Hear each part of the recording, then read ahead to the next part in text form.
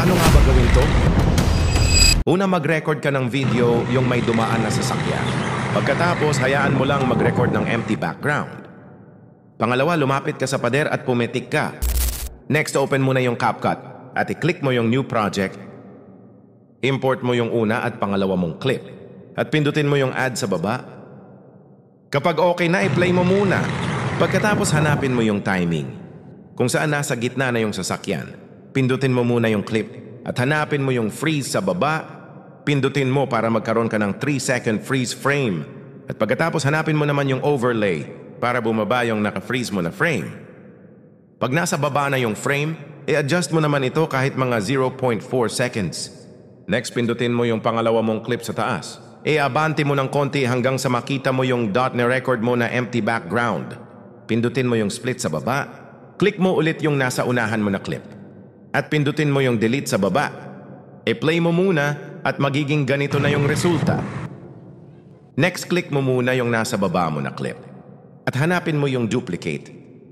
Pagkatapos ay pindutin mo yung duplicate ng 2 beses. Kapag okay na pindutin mo yung una at hanapin mo yung remove BG sa baba, pindutin mo at piliin mo yung custom removal. Piliin mo yung brush at i-adjust mo yung size. Next, guhitan mo lang muna yung ulo ng sasakyan. At hintayin mo lang na mag-green yung check sa gilid. Magiging ganito na yung resulta niyan. Next, pumunta ka dun sa pinakaunahan ng yung clip. Tapos maglagay ka ng keyframe. Click mo lang yung diamond sa gilid. Pagkatapos ay abante mo hanggang sa mamuti yung diamond. Pindutin mo yung ulo ng sasakyan at i-drag mo palabas hanggang sa mawala dun sa video. Automatic magkakaroon na rin yan ng keyframe sa baba. Pagkatapos ay bumalik ka dun sa una mong keyframe. At pindutin mo yung graph sa gilid. Piliin mo yung ease in para bumilis yung pagtalsik. Next, pindutin mo naman yung pangalawa. Ilagay mo sa ibaba at ipantay mo dun sa una. Pagkatapos ay ulitin mo lang yung ginawa mo kanina. Hanapin mo yung remove BG. Piliin mo yung custom removal. Click mo yung brush at i-adjust mo yung size. At guhitan mo naman yung katawan ng sasakyan. Dahan-dahanin mo lang para hindi lumampas. Huwag ka lang magmadali. Kapag okay na, magiging ganito na yung resulta niyan. Kung kanina yung ulo, ngayon naman yung katawan, para magmukhang nawasak talaga yung sasakyan. Next, pumunta ka ulit dun sa unahan. Lagyan mo ulit ng keyframe. Abante mo ulit ng konti. At i-drag mo ulit palabas yung katawan ng sasakyan. Pagkatapos ay bumalik ka ulit sa una mong keyframe. Click mo ulit yung graph sa gilid at piliin mo ulit yung ease in. Susunod naman yung pangatlo. I-drag mo at ilagay mo ulit sa baba at ipantay mo dun sa una. Pag okay na ganun ulit, hanapin mo ulit yung remove BG. Click mo at piliin mo yung custom removal. Click mo yung brush at adjust mo ulit yung size. Sa pagkakataon na to, yung gulong naman yung guhitan mo. Kapag okay na, magiging ganito din yung resulta. Ganun lang ulit yung gawin mo.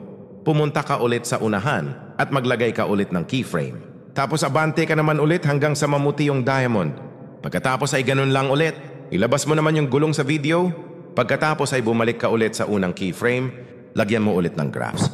Kapag okay na, i-play mo muna. Next, pindutin muna yung pangatlo mong clip. Hanapin mo yung overlay.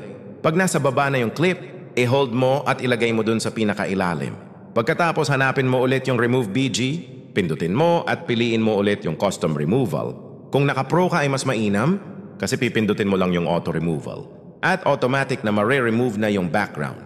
Pero kung hindi ay custom removal yung pipiliin mo, next, hanapin mo lang kung saan nakalabas na yung kamay mo. Ganito kapag naka-pro ka, pwede mo gamitin yung quick brush. Guguhitan mo lang ng konti yung kamay. At automatic na tanggal na yung background. Kapag okay na, ganito na yung magiging resulta. Next, hanapin mo naman yung speed. Pindutin mo at piliin mo yung normal. Adjust mo para umiksi yung clip. At hanapin mo yung timing kung saan sakto yung pagpitik ng kamay mo at pagkawasak ng sasakyan. I-adjust mo lang para magtugma sila. Click mo muna tong back sa gilid at click mo yung effects sa baba. Piliin mo yung video effects at hanapin mo yung shake.